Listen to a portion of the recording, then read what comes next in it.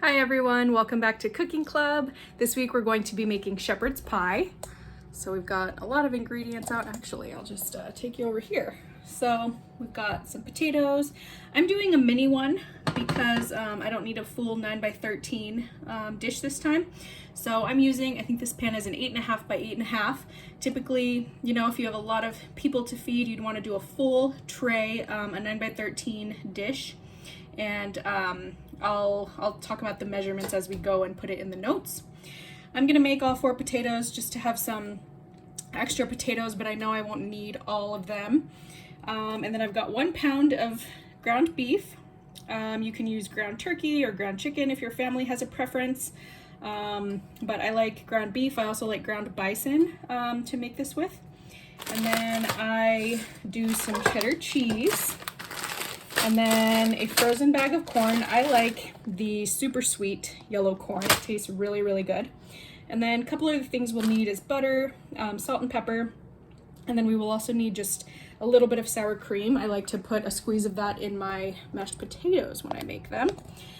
So our first step that we're gonna do is just go ahead and boil our water for our baked potatoes. So I've got that turned on high to get the boiling ready.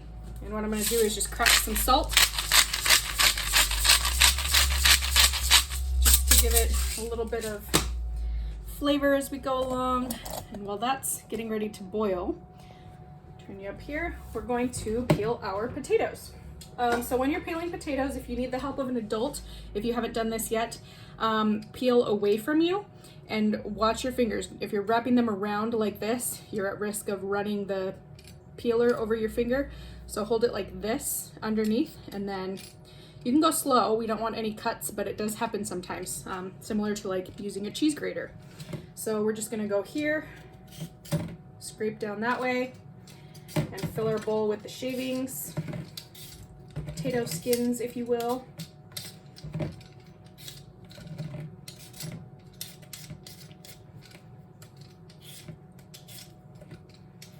Do get a little slippery as you start to get more of the peel off.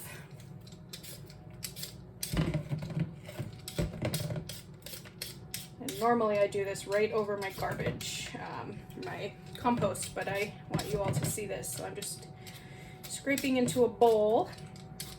This shepherd's pie is a good one for us to work on this week because we're practicing a lot of different things. We're browning meat in a pan. We are learning how to make mashed potatoes. And you can customize it. You know, if you like cheese, great. If you don't, if your household doesn't use sour cream in your mashed potatoes, that's fine. You can make them how your adults in your house like them. Okay.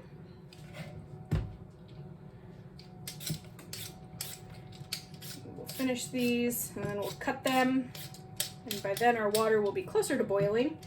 And after that, we will brown our meat in our pan and get that going. So there's kind of a few steps that we're going to do all at the same time.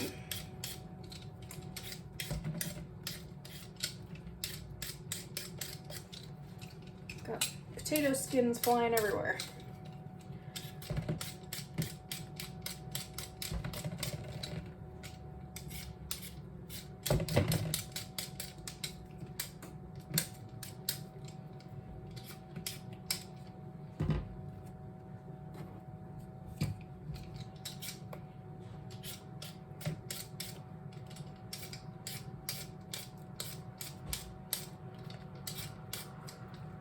Like I said, for this small of a dish, we won't need all 4 potatoes, but I'll save the rest for leftovers and have some mashed potatoes later on in the week. And if you do have more people in your household, making it in a dish that's double this size will be good, and then you can use 4 to 5 potatoes, and you're going to want to use 2 pounds of beef. And then you'll end up using your whole bag of corn. I'm probably only going to need half.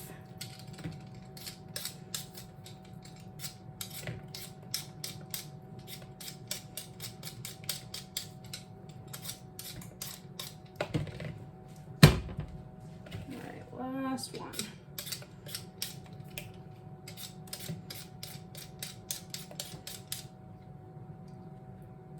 missing my bowl by a mile here. If you have a really funky shaped potato, you can kind of shave it down to get it out, or you can get a knife to dig out the little divots in there.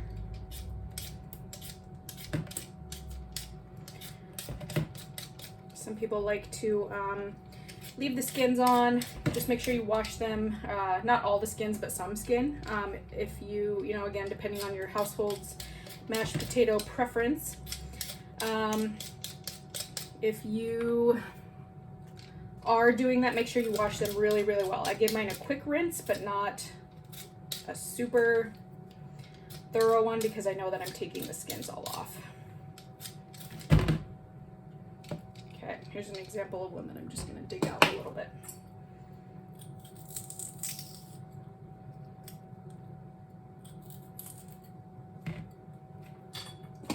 Right. So I'm gonna just pick up all my potato skin mess that landed on my stovetop. Water's not boiling yet, so we've got time. Oh, runaway potato. Okay. So what I'm gonna do now is just rinse these off since I have had, you know, I've been handling the outside of the skins and everything. We'll get them nice and clean.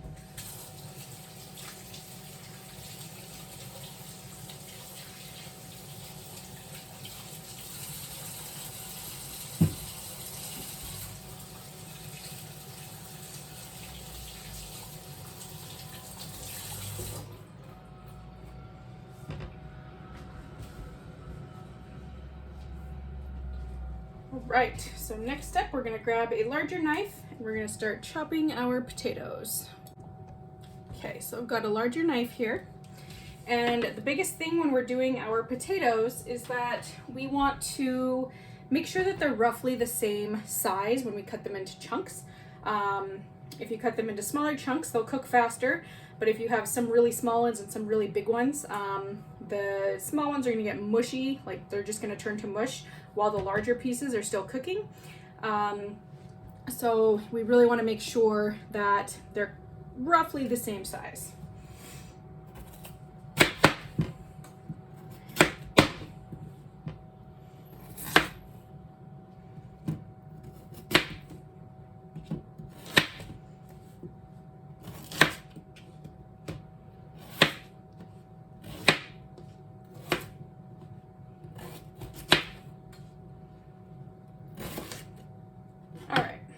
So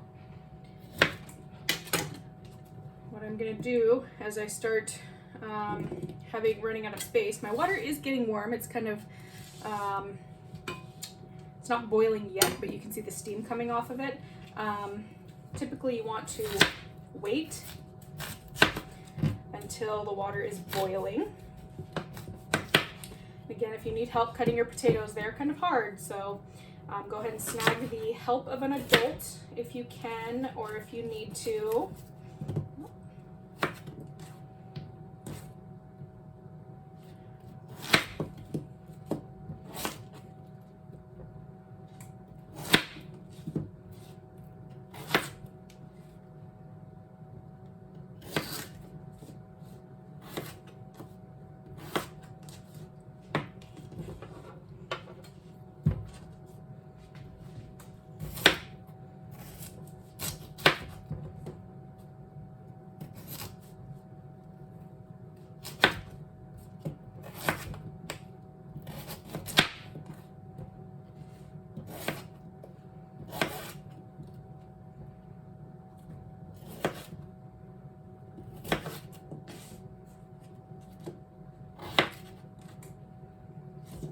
All right, last potato.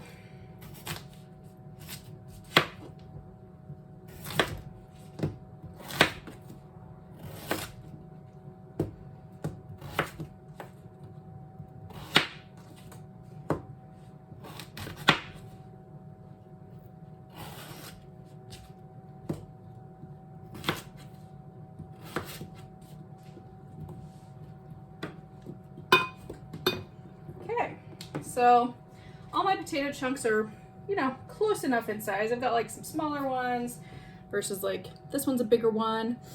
I'm okay with it. What we're gonna do, some of the other things we'll need is a hand mixer. You don't have to use one. You can use a potato masher if you'd like. I like the hand mixer because I liked my potatoes to be more whipped and creamy. Some people like mashed potatoes with chunks in them, or just like a little bit of a different consistency. So again, it'll be up to what your household likes. You can ask the adults, or you can try it this way and see if you like it. It's totally up to you. So we're about ready to go. You can see the bubbles are forming on my water. My salt is down there in the bottom. So we're good here. I do have my 8.5 Pyrex greased already. So if you haven't done that, go ahead and give it a spray. And I don't think I remembered to tell you at the very beginning, we're preheating the oven to 350 just to give it, everything's going to be cooked except for the corn.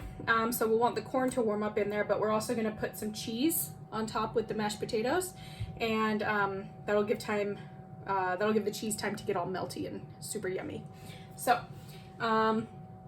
we're almost ready over here. A couple other things: you will need a pan to cook your meat. Got my cheese out and my corn. I'm gonna toss a couple of these things in the sink.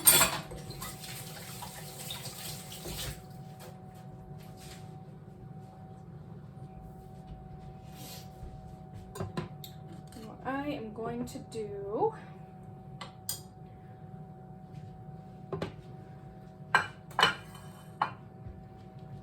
is similar to what I did last time.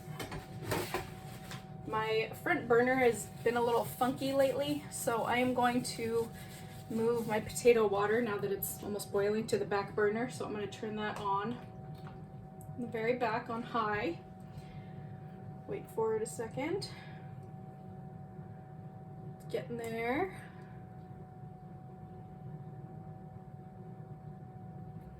Okay, so I'm just going to move this potato pot on over. I'm going to turn this one off. Be very, very careful. I'm going to wait till this gets to boiling, but right now I'm going to start my meat. So we need to get our pan out. And I am going to give it a little spray, just with some nonstick. Angle this down a little bit more. Okay, so we're gonna open up our package, and whatever kind of meat you buy, sometimes it's the wrapped from the meat department. This one was pre-wrapped. I just happen to like this kind, so I'm gonna cut mine from the back, but if you've got the kind that's in the little tray with the styrofoam on top, then feel free to rip that open. And this burner you're gonna want on like medium, I would say like in between a 5 and a 6.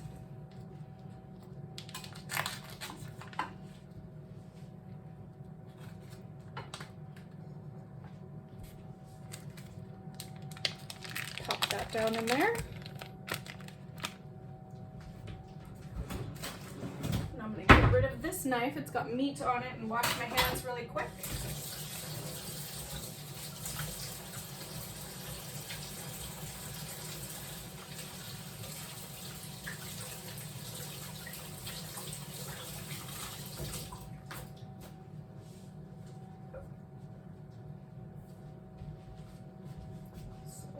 Do is just kind of break up my meat within this pan here so that it starts to cook a little more evenly. And you are going to want to be ready to strain it. I like to tilt mine to the side and kind of absorb some of the grease with paper towels rather than putting it down my drain so it doesn't harden later and clog anything. But we do want to make sure that it gets drained. So that's how that's looking. My potato water is getting nice and bubbly, so I'm going to go ahead and add those here. Let me angle you up a little bit, and then we will be ready to go there.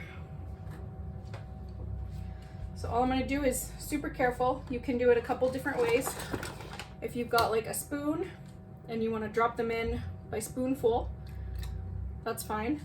If you go to drop them in, just do it right above the water. You don't want to drop them from a high height because it'll splash, and we don't want that to splash up and burn anyone. But you can also just, you know, load up your spoon and put them in that way.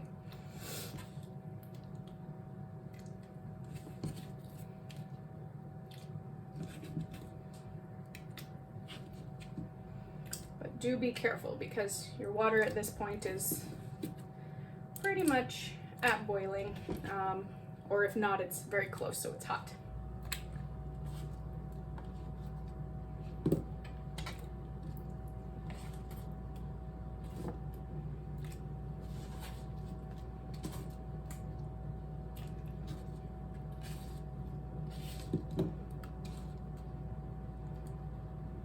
All right, so all my potatoes are in. Don't need my cutting board anymore. I'm going to wipe this up though. Got potato residue all over here. Just be careful not to burn yourself. And again, I recommend peeling the potatoes over your compost or your trash, whatever your household does.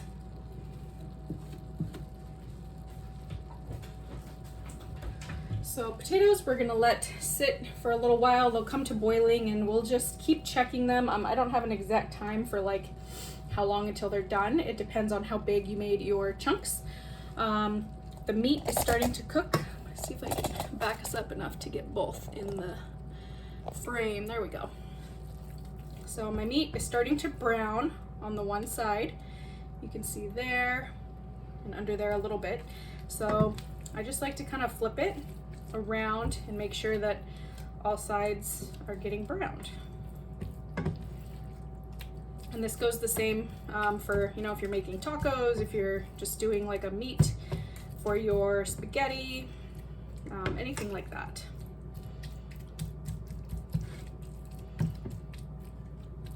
If you look now, got some brown pieces and still some of that raw. And now is where we kind of just have a lot of wait time. Shepherd's pie is really awesome because it's a good meal prep for the week. So, you know, like I've told you before, there's just 2 people in my household. So we eat it for, you know, dinner and then lunch the next day and then maybe dinner again that next night. But if you have a larger household, doing a double size of the clear dish is a really good option because you can feed a lot of people, and there's some different variations. Some people use peas and carrots. I like to stick with corn. There's another kind of a more difficult way that I make it using a tomato paste. I'm going the easy route because this is the quick like weeknight. When I do the one with the tomato paste and everything, it is more time consuming than this and just more detailed. So this is the quick, easy one that I'll do middle of the week. There's also a variation where I do a puff pastry across the top. And I will add directions on there for you. It is super, super yummy. And another way you can cook it too is this cast iron. I don't think we've used it for cooking club yet, but you can put all of this in the cast iron and then it would go meat, corn, potatoes, and then if you do your puff pastry over the top and brush it with an egg wash like what we did last week. I showed you an egg wash. We've done that a few times actually. Then it cooks nicely because the cast iron gets super hot and it makes it brown on the edges too. So we're cruising over here with my meat. Hopefully your meat is coming along nicely as well. I don't season it until after I drain the grease or mop it up with my paper towels. So what we're gonna do now is just kind of give it some wait time. So I'm going to pause our video and then you can continue cooking your meat. I'll come back when the meat has browned and then we'll see where our potatoes are at. So I will see you shortly. Okay, so here we are. So beginning you down, my meat is ready to go.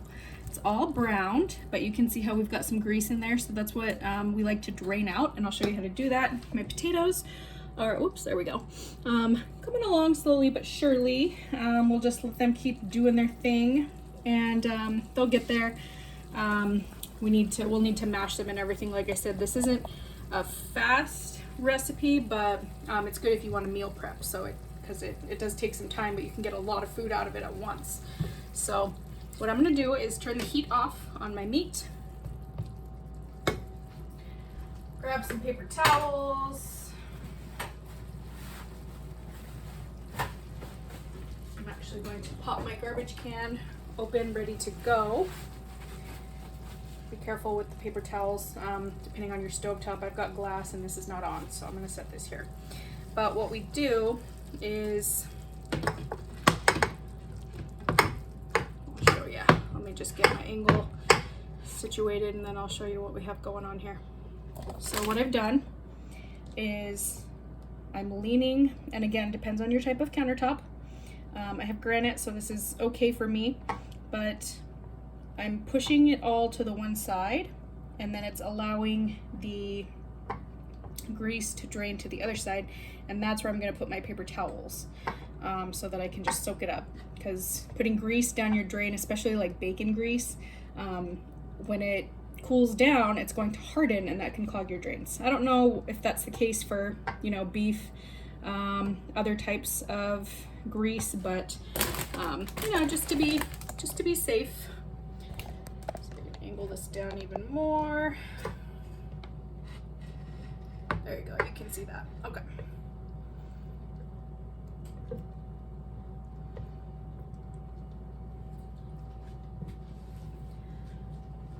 What I'm actually going to do is take my potato bowl, and I'm just going to put the napkins in here so that I'm not dripping on my kitchen floor. Typically I do this on the other side, but as I told you, my burner is kind of acting up and not heating evenly, so very, very careful doing this. Again, if you need the help of an adult in your household, please go get it, because we do not want to get burnt.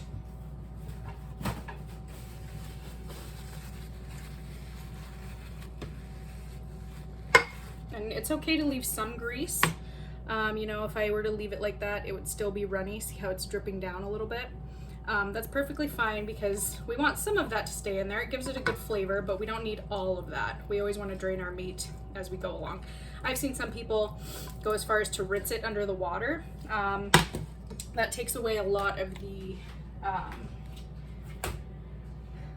flavor in the meat.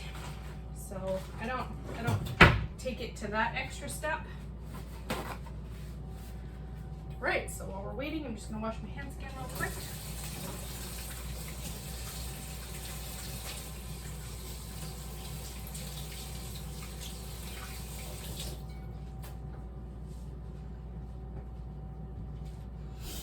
And by now your oven should be preheated. Mine's all ready to go, but again, waiting on the potatoes.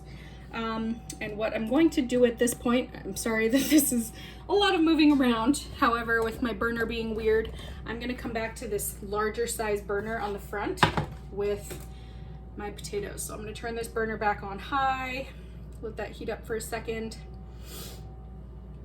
Turn my rear burner off, because that one's one of the small ones. This is one of the large ones. Slowly bring this over here. Again, I do apologize for the shuffling around so much, but be very careful not to splash this potato water. It's very hot. Snag the help of an adult, as usual. This can just remain off the heat in the pan. That's totally fine. What you can also do is spread it in here. I want to show you all the steps at once, so I'm going to leave it in the pan for right now. But what we'll do is, let me get closer. I am going to just add some salt and pepper. Another thing I like to do, depending on who's eating in my household, a couple cracks of my Himalayan salt. I like to do minced onion in it, but I do have a garlic onion allergy, so when I am cooking with myself, if I have other people, you know, if it's just for us, I will omit that. So just be conscious of the allergies in your household if people can't eat certain things. This dish is pretty easy, but I do like minced onion. Let me see if I can show you. It's just like the dried minced onion. And this one I am going to be eating myself. So I'm gonna add some of that in there. It just gives it a really good flavor. You don't have to do this. maybe your family has something you like to add in your meat when you cook it. But my other half is out of town, so I can have the minced onion in here this time. All right, so now we're back to playing the waiting game. Our potatoes are slowly getting there, and we'll pop back on when it's boiling. You do want to keep an eye on your potato water because it can boil over and that makes a mess. I don't know if this whole thing really works. You may have seen this before. Putting a wooden spoon across it will help from boiling over. I have tried it and it kind of does work. But you don't want to leave this unattended. You can step away and check on it every few minutes. But once you get to that rolling boil, you're going to want to turn the heat down maybe to like an 8, so that it's still boiling but not boiling over, because then your stovetop gets all sticky and messy and baked on. So yeah, we'll wait for this to do its thing and then we'll come back here shortly. All right, so my potatoes are looking pretty good. I'll show you. Just gonna scoop some out, and if you poke them and they're really soft, you don't want them to be so soft that they're falling apart, but I easily pierce it with a fork. And some of these smaller pieces like this one, see how this one I cut a little bit smaller and it like fell apart. That's what we don't want all of them to get to that point, but this is a good stopping point for me. So I'm gonna turn down the heat and then I'm gonna go drain them. I have my colander ready to go in this sink. So I'm just gonna pour over and drain my potatoes. And then again, if you need the help of an adult to do this, make sure that this isn't too hot to pick up if you don't have an adult around to help you with this. But you know, it does get warm, so just be careful. Heat is off, so I'm gonna move these over and dump these really quick, and then I'll be right back.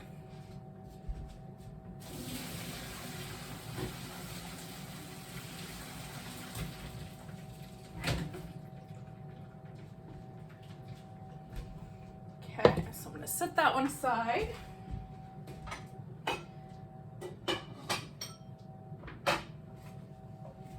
Now what I'm going to do is just get a plain large bowl.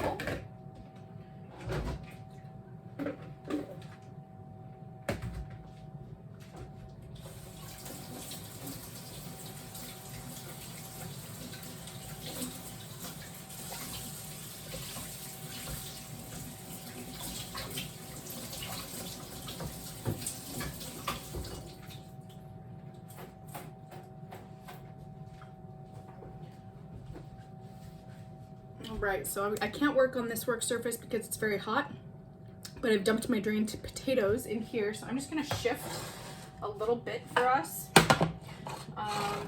so that we can kind of see what I'm doing over here. So here we go.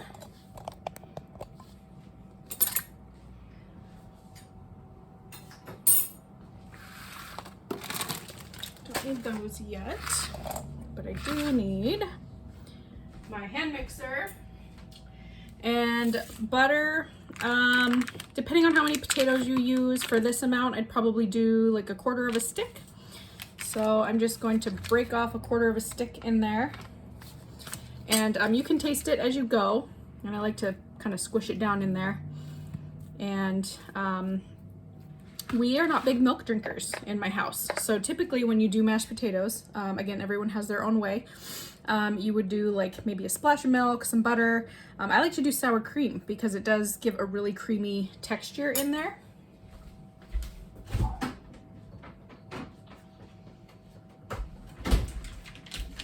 So what I'm gonna do is just kind of give it a couple of dollops. And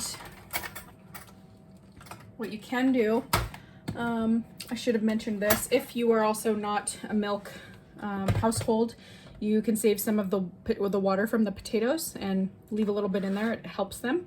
But overall, mine, I don't ever tend to have an issue. So I like to mix first a little bit, start on low, get that down there so it doesn't shoot potatoes. And then we can adjust as we go, and then we'll add salt and pepper.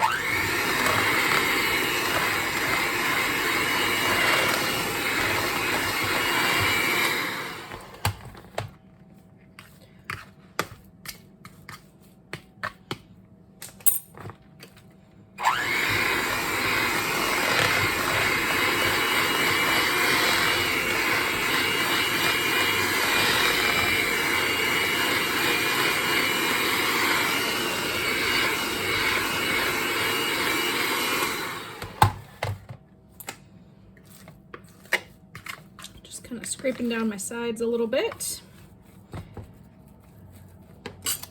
Add a little bit more.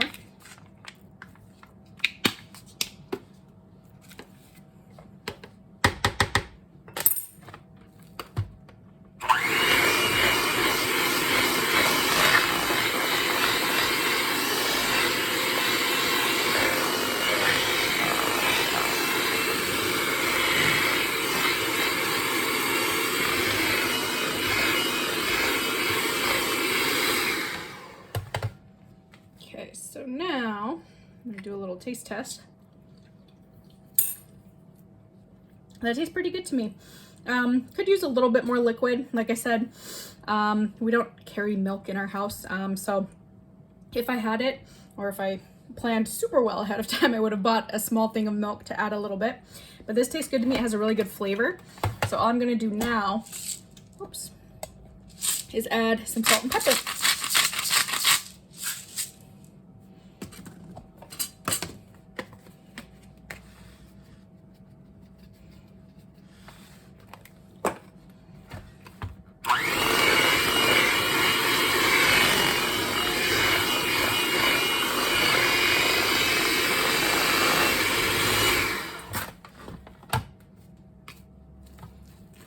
If you have any bigger pieces in there, then taste this again. That works for me.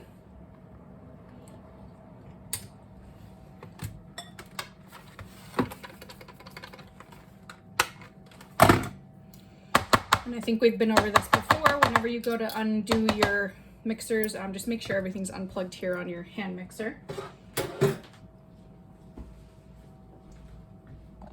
All right, I'm going to move us back over, excuse me, here.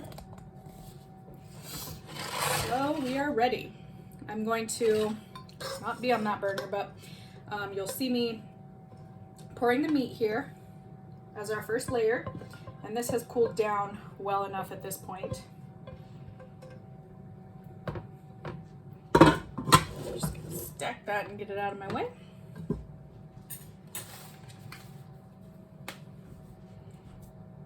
Oops. Almost messed up my own order of things. So we're gonna go with our frozen corn. Again, I don't warm it up because it's gonna warm up in the oven. So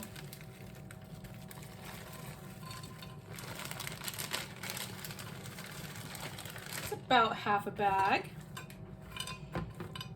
And you can do a little bit more. If you like more corn, great. If you like more mashed potatoes, great.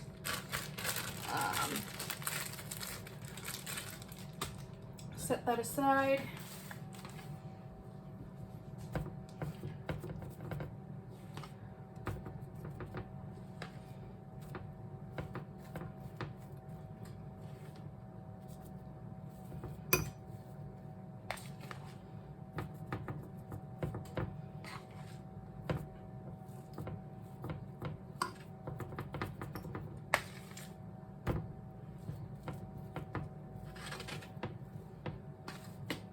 And all I'm gonna do is just keep spreading mashed potatoes around. And you don't have to worry about this overflowing. Nothing is going to be like rising how it would if we were baking with like a dough or something. So shouldn't have any overflow issues. You can load up the mashed potatoes as much as you want. Like I said, I have extra because I used 4 and I'm only doing a half dish instead of a full.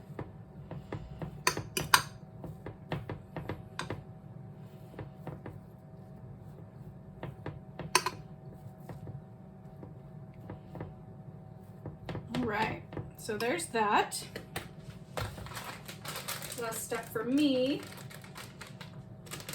is opening my cheddar cheese. You can use whatever cheese you like. I just really like cheddar. It's not wanting to tear open for me.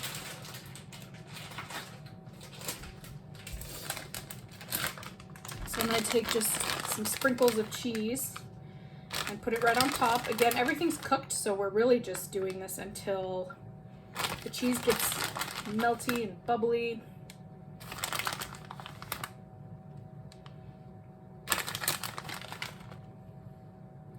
And then while that's happening, we're gonna make some gravy.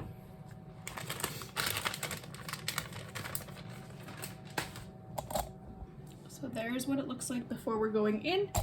If you do grab this, it should be nice and cool because the meat was cool, so, and the edges, the mashed potatoes are super hot, so I don't need something to help me put this in the oven. But I am gonna pop it in there for about 10 minutes. I'm gonna set my timer. Get some of this cheese off so I don't burn it onto my burner. That's not fun.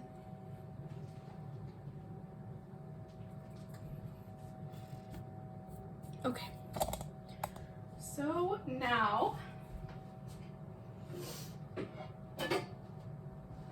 we are going to grab a little sauce pot and our gravy. You can use brown gravy, any kind of gravy you like. I particularly like the mushroom gravy, so that's what I'm going to do. And we're just gonna follow the instructions on the back here. So we need 1 package of gravy mix and 1 cup of cold water. So what you wanna do when we do this is put the water in here cold first. Angle this down a little bit more, there we go. And then we're going to add in the gravy and whisk it in. And you just wanna make sure to really keep an eye on it because it starts to get a film on top. You'll see what I'm talking about as we go along. So I find my 1 cup, measuring cup.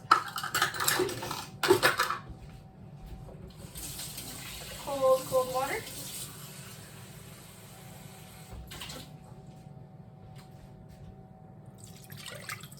There we go. I'm going to turn my burner on about a 7 or so, and we're going to want to watch it for when it boils.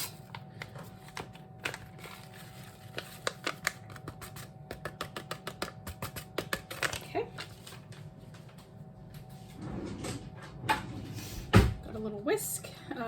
One thing we may or may not have talked about over the course of the school year was if you're using non-stick cookware like this, you don't want to use metal utensils. Every once in a while you'll see me reach in there with like a fork or a spoon, but I try really hard not to scrape the sides or bottoms of my pans. So you want to use something that's rubberized so that we don't scratch our non-stick cookware. So we want to make sure to get all of the powder mixed in there really well.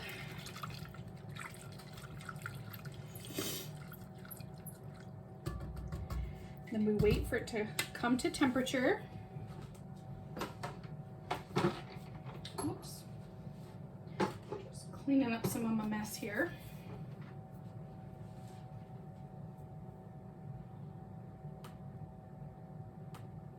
And this is the more hurrying to wait situation like we had before.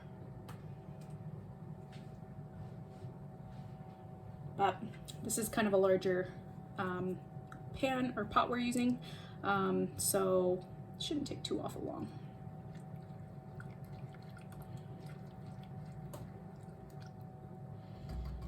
Once it starts boiling, we are going to turn down the temperature and we're going to constantly stir so that it doesn't get the filmy stuff on top.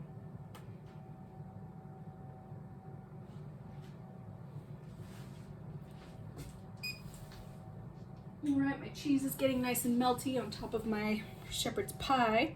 Another note, when we are using the oven, when we're checking our things that are inside, we don't want to open the door constantly because the heat is escaping.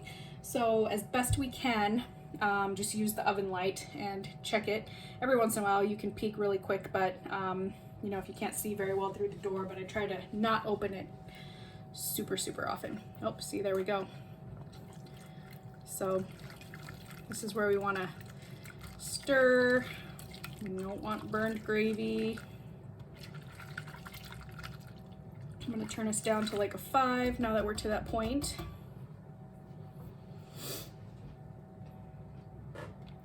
And what's going to happen is it's just going to thicken.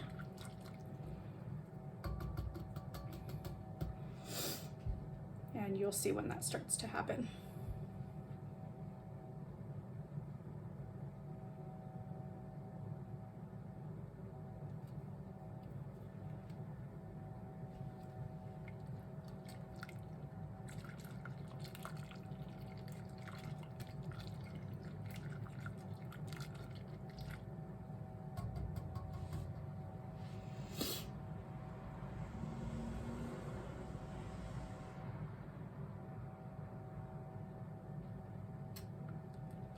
So mine, as I'm stirring, I can already feel that it's thickening up.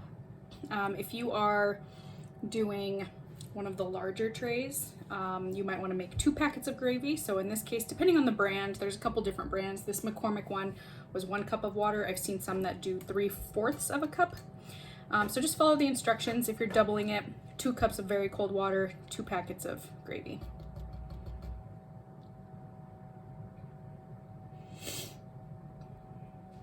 So as you can see, it happens quickly. It's starting to come to a boil. You can kind of see how the texture is changing right there on top. It's got some darker spots. And those chunks in there, don't worry, those are just the mushrooms because I'm using mushroom gravy, depending on what your household likes.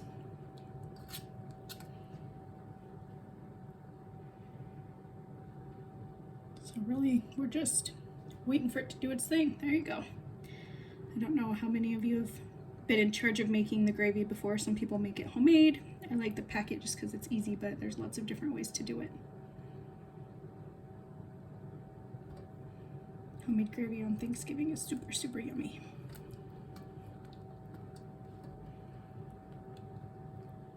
See how it's thickening up quite a bit?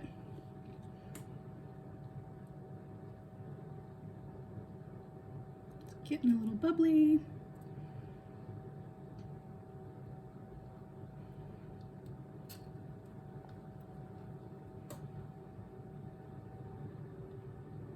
Okay.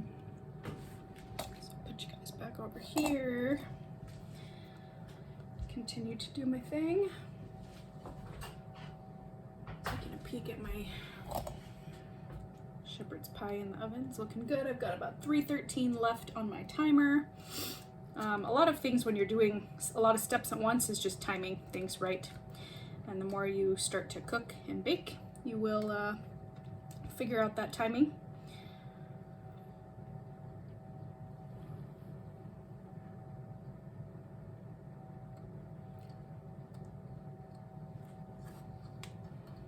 One thing, if you can, use your whisk to kind of scrape down the sides so you don't have like that film on the side of your pot. That'll help keep it all down here.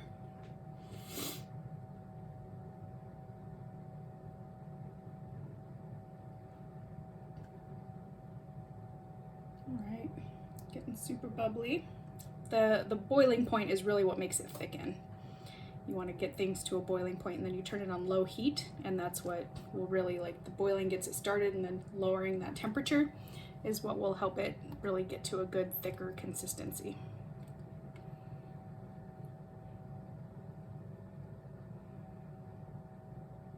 Like I said, gravy's one you have to watch. You can't really walk away from it because it can burn quickly, and also it gets kind of a weird little film on top, and it's easier to just stay with it. It's only a, 5 to 10 minute process.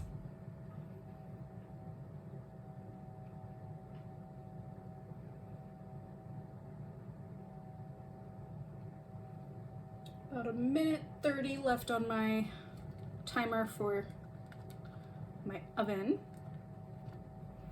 And if you find that your corn didn't warm all the way up, that's okay too. You can just stick it in for longer. Mine usually tends to be okay because I've left it out to thaw a little bit on the countertop.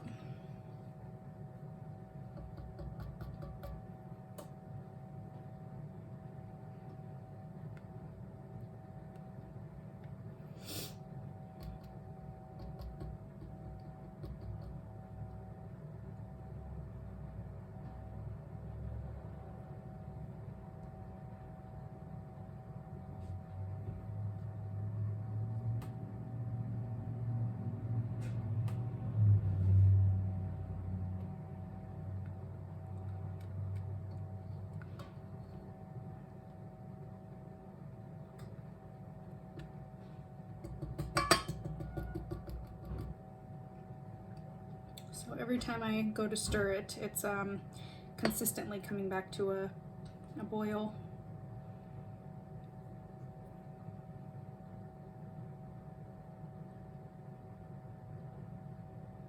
And then once we turn the heat off completely, it will really, you'll notice the texture and consistency changes. It'll be much thicker.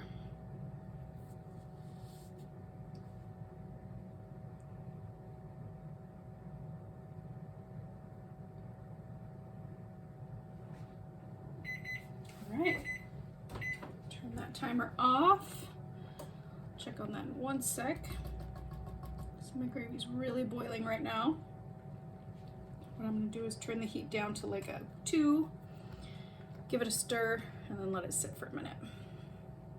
I'm gonna reach in and grab out our shepherd's pie.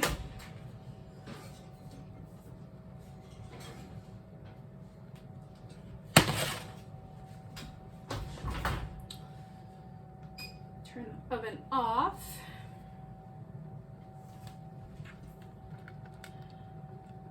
And then our next step is to cut out a slice and see how everything came out. So I'm gonna turn the heat down on my gravy, remove from heat, and I'm just gonna let it sit for a little bit, okay?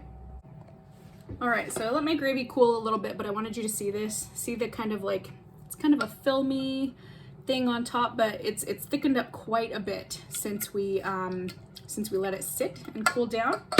So what I wanna do now is just have us grab a plate. I'm just gonna snag a paper plate because it's close by and handy. And what we'll do over here is